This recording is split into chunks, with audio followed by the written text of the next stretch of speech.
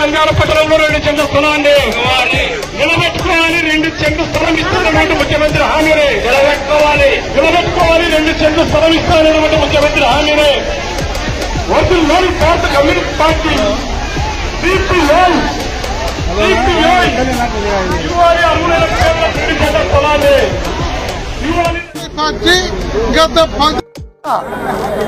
గ్రామాల్లో 3 సెంట్లు, పట్టణాల్లో 2 సెంట్లు ఇచ్చి 5 లక్షలు ఇంటి నిర్మాణానికి డబ్బులు ఇవ్వాలని జగన్మోహన్ రెడ్డి గారు చెప్పింది.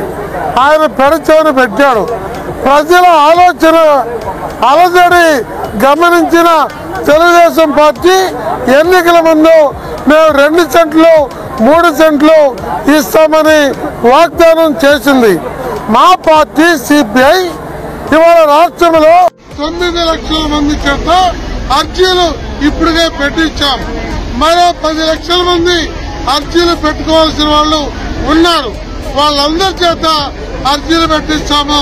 ఇవాళ సిమెంట్ రేటు, ఇటుక రేటు, ఇసుక రేటు, కూలీ రేటు అన్ని పెరిగినందువల్ల ముఖ్యమంత్రి గారు చెప్పిన 4 లక్షలు ఏమాత్రం చాలు.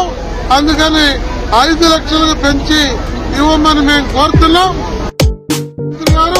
కేబినెట్ మేము ఇస్తామని మొన్న కేబినెట్ లో తీర్మానం చేశారు. అయినప్పటికీ కూడా వాగ్దానం చేయడం వేరు, ఆచరణ వేరు.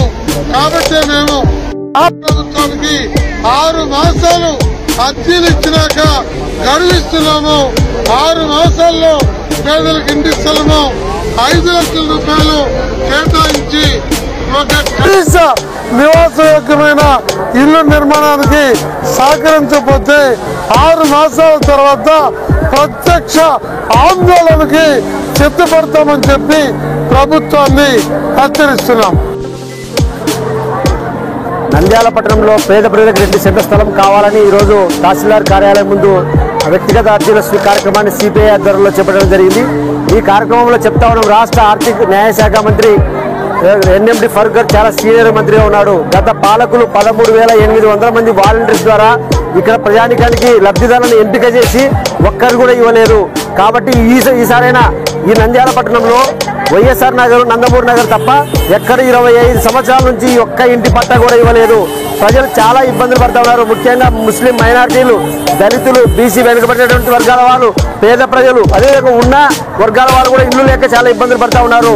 కాబట్టి వెంటనే నంద్యాల పట్టణంలో ప్రభుత్వ భూములను గుర్తించి ఎక్కడికెక్కడ ఇవ్వాలని కోరుతా ఉన్నాం.